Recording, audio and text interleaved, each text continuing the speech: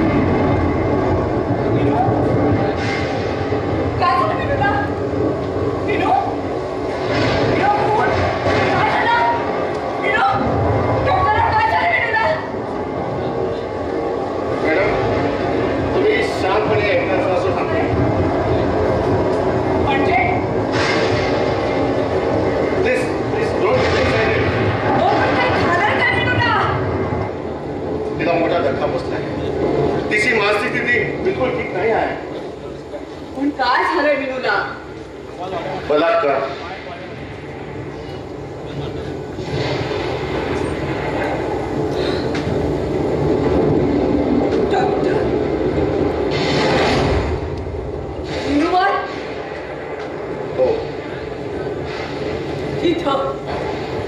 या घरात तुम्ही असताना तुम्ही शांत हो. आम्ही कोणी इथं नव्हतो. राहून वर होता आणि मी ज्यावेळी इथं आलो त्यावेळी विनूच्या डोळ्यावर पट्टी बांधलेली होती आणि जवळजवळ ती बेशुद्ध होती. न्यायदेवतेच्या डोळ्यावर पट्टी बांधलेली असते ना, म्हणूनच न्याय मिळतो. रेखा कुलकर्णीची केस मी जिंकलो. पेढा खा. डॉक्टर तुम्ही पेढा घ्या. दादा तू हरलीस कारण मी केस जिंकलो. मीच नाही, हा तुम्ही हरलात. म्हणजे काय झालं मी तुला? हिम्मत असेल ना तर याच उत्साहात हिची केस लढा. रेखा कुलकर्णी प्रमाणे तुमच्या मुलीवर एक बलात्कार हल्ला below below below below doctor doctor तुम्ही तो मगाशी डोळ्यावर पट्टीचा उल्लेख केला तो होय होय बिलो बिनू बिनू जल्दी बरी उठ बिनू साप बिनू कुणी केला तुझ्यावर अत्याचार कुणी केला तुझ्यावर अत्याचार बोल बोल बिलो बोल डोळे बोल बिनू डोळे बोल कुणी केला तुझ्यावर अत्याचार कुणी केला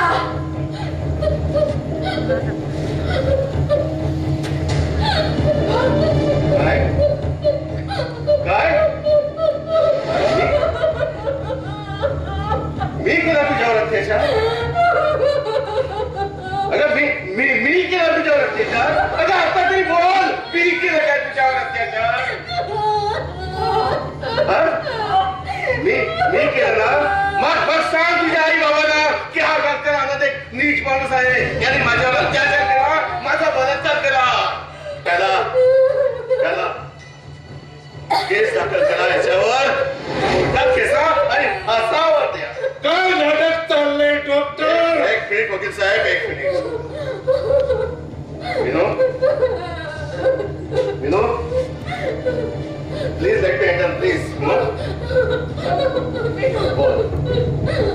बोल विनोद माझा हा स्पर्श तुला जाणवला ज्यानं तुझ्यावर अत्याचार केला त्याचा तो ऋणात्मक स्पर्श तू विसरणं शक्य नाही त्याचा तो स्पर्श माझा हा स्पर्श दोन्ही एकच आहे डोळ्यांनी पाहिले सत्य म्हणून स्वीकारण्यापूर्वी स्पर्शानं जाणच देवी बोल अंधार केलेल्या गुन्ह्याबद्दल भयंकर मला विनोद डॉक्टर माझ्या सहनशीलतेचा अंत झाला आता तुम्ही पोलिसांच्या स्वाधीन होणार हे उत्तम आहे एक मिनिट वकील साहेब एक मिनिट तुम्ही चला आज चला एक मिनिट फोन ठेवा प्लीज प्लीज तू पण आज मी येण्यापूर्वी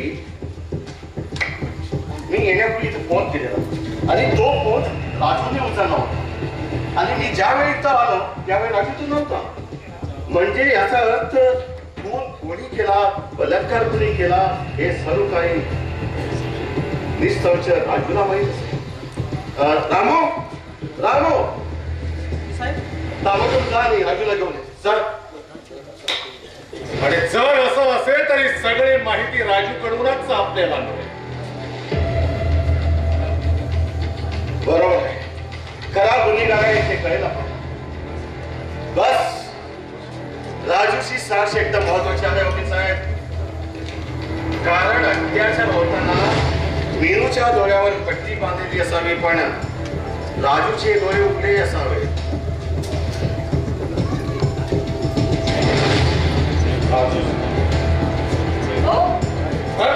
काय झालं राजूला राजू मागच्या विहिरीत पडला होता विहिरीत पडला होता की विहिरीत पडला गेला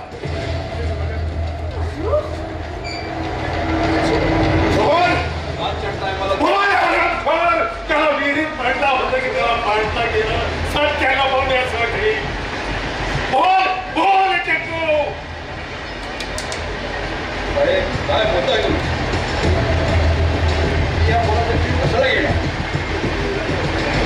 त्याचा जीव वाचवण्यासाठी मी विहिरीत पुढे घेतली फोटो होतच असेल तर ह्या लोकांना विचारा त्याची आई पण बाहेर बेशुद्ध पडली आहे हो सांगावर त्याला पण विचार पूर बडवून रडत होती फारपेक्षा आईच्या काळजात तडफड बघवे ना उडी घेतली मी त्या विहिरीत आणि पोराच्या प्रेत बाहेर काढलं आपल्या बाप बेचारा पोराचा जीव कशाला घेणार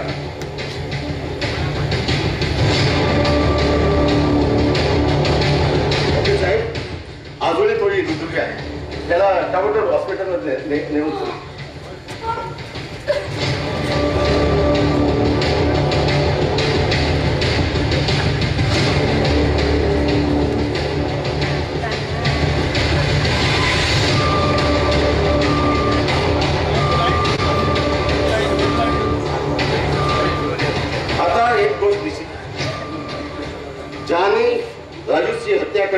हत्या केला तोच विनूचा गुन्हेगार आहे.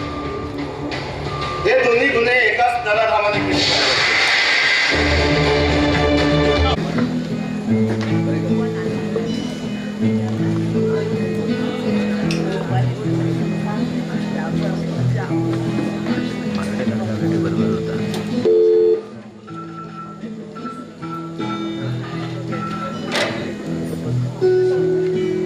रामू आप वाले हं? नाही चहा बाबा चहा नाही नको. साहेब आले नाही अजून. नाही असून आज वाटतं तिकडे हॉस्पिटलातच. तुझा तुझं काम करते. बरं.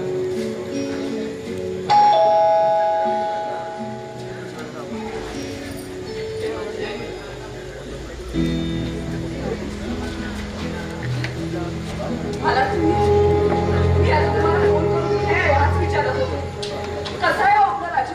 काळजी करण्यासारखं तसं काहीच नाही. जीवावरचा धोका टाळला पण अजूनही नीट शुद्धीवर यायचा.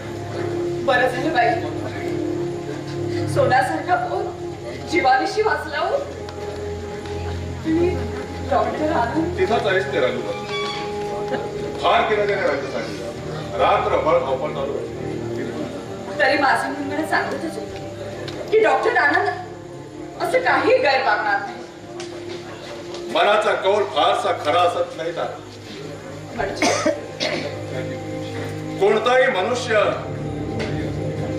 स्वच्छ स्फटिकासारखा नितार असतो.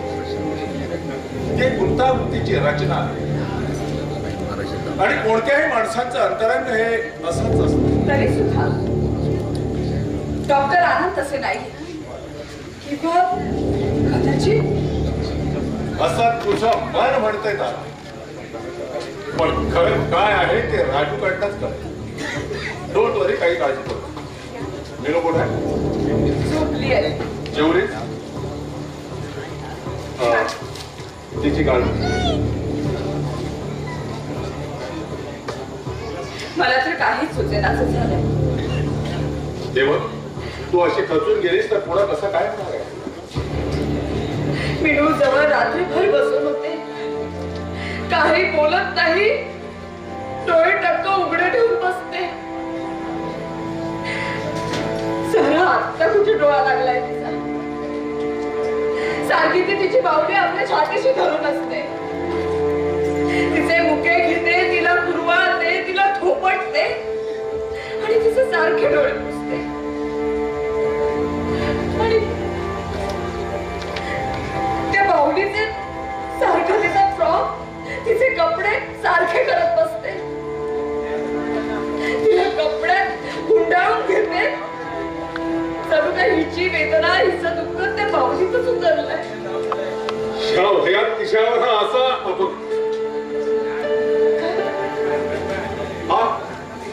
हा धूर कसला? हो? विनो, विनो, विनो, काय झालं? विनू दार उघड. दार उघड. विनो दार उघड. दार उघड. विनो, विनो दार उघड.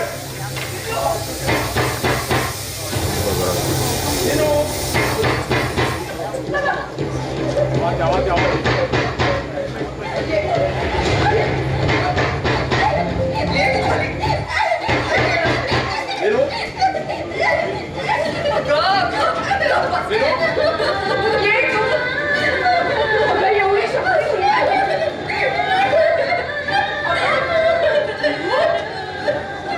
एवढे शहाणे कुठे आले काय?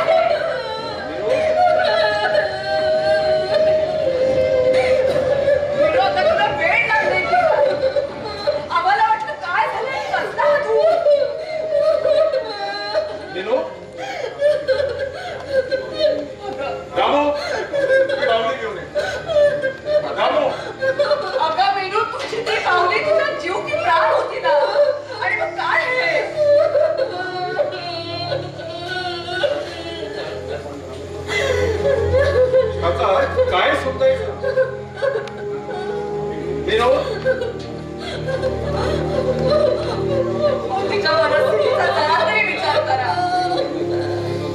हे बघ असा अविचार करून काही उपयोग नाही.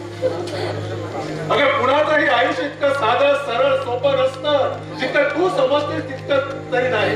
निदान तुझ्यासारख्या मुक्या मुलीचं तर नाहीच नाही. म्हणून ते आयुष्य संपून टाकणं हे आयुष्याच्या खऱ्या प्रश्नाचं उत्तर नव्हे विनू. तुला जगलं पाहिजे विनू, तुला जगलं पाहिजे. Life is for living. तुला जगलं पाहिजे.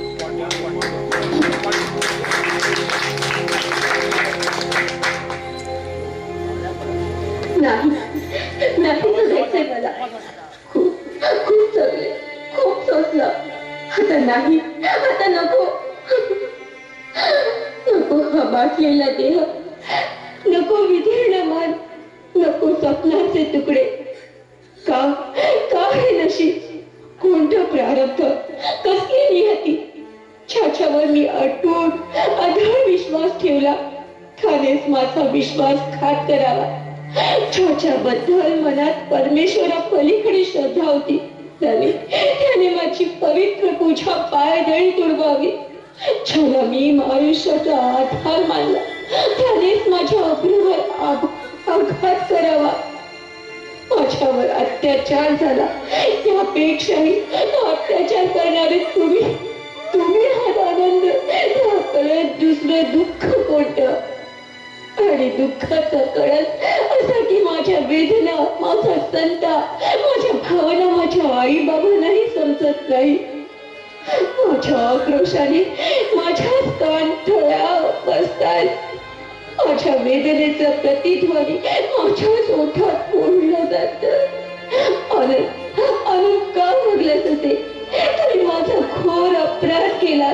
हे सत्य असलं तरी ते एक भयंकर स्वप्न असावं असं का वाटते मला. तुमचा पुन्हा बुद्धीने पटला तरी मन का म्हणून मानत नाही. प्रत्यक्ष पाहिलं तरी हृदय स्वीकारत नाही. का का का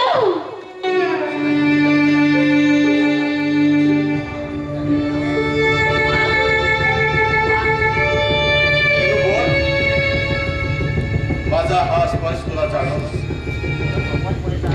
ज्यानं तुझ्यावर अत्याचार केला त्याचा तो घृणास्पद स्पर्श तू विसरणे शक्य नाही. त्याचा तो स्पर्श, माझा हा स्पर्श दोन्ही एकच आहेत. डोळ्यांनी पाहिलेलं सत्य म्हणून स्वीकारण्यापूर्वी स्पर्शानं जाणलंस तेही बोल विनू. स्पर्शानं जाणलंस तेही बोल. स्पर्शानं जाणलंस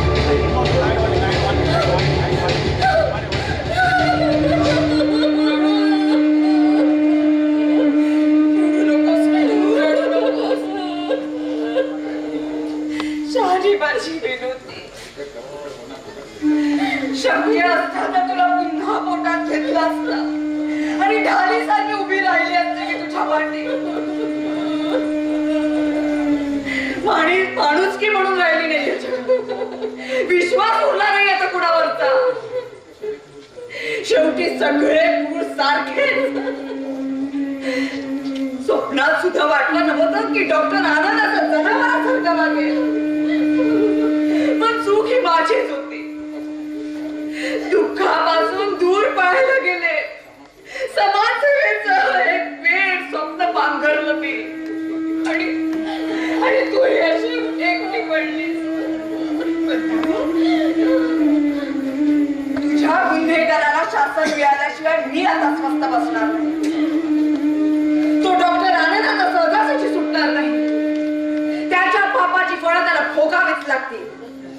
पश्चातापाचे अश्रू निखारे भोगायला लावीन मी त्याला.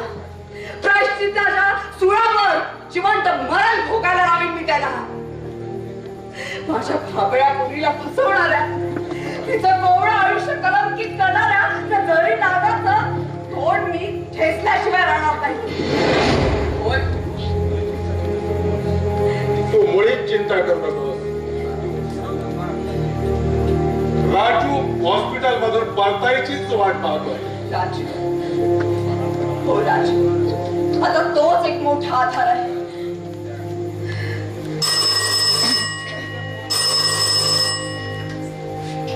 हॅलो, हा डॉक्टर, काय राजूला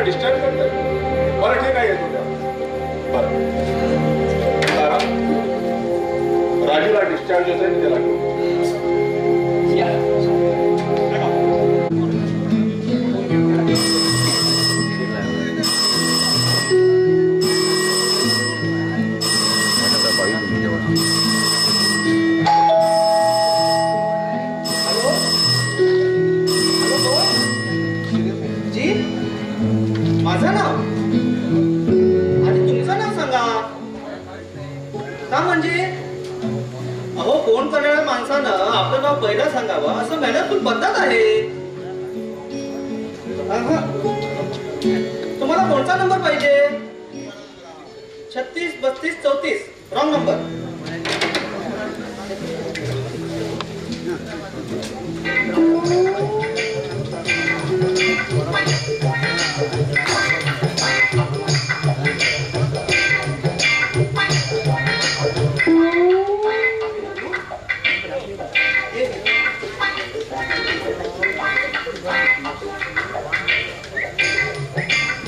शर्ट मिळाला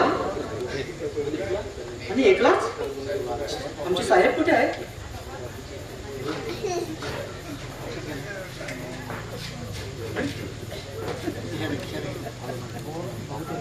जी साहेब जी. चल अरे मेनू तिथे तुझा कवा तरी वाट बघत आहे. बाई साहेब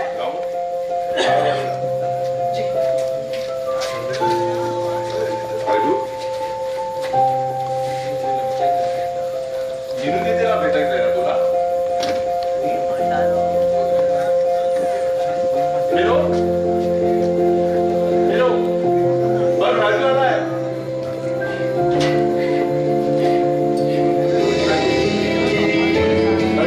अरे विमान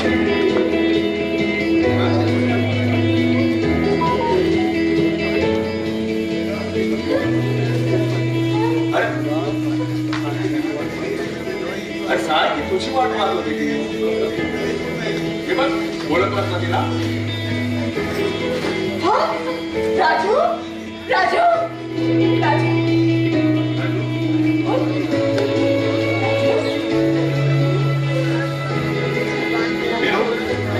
विनोद तू तरी बोल काहीतरी म्हणजे तो बोले.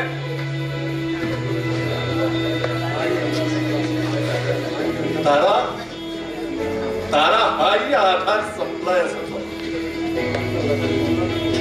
वाटलं होतं. बिनूला तरी ओळखेल राजू. तिच्याशी तरी बोलेल पण नाही. राजू राजू अहो म्हणजे राजू भयंकर आघात झाला त्याच्यावर. त्या झटक्यातून तो अजूनही सावरलेला नाहीये. अगं आल्यापासून शुद्धीवर आल्यानंतर ना एक शब्द सुद्धा बोलला नाही त्यांनी आतापर्यंत.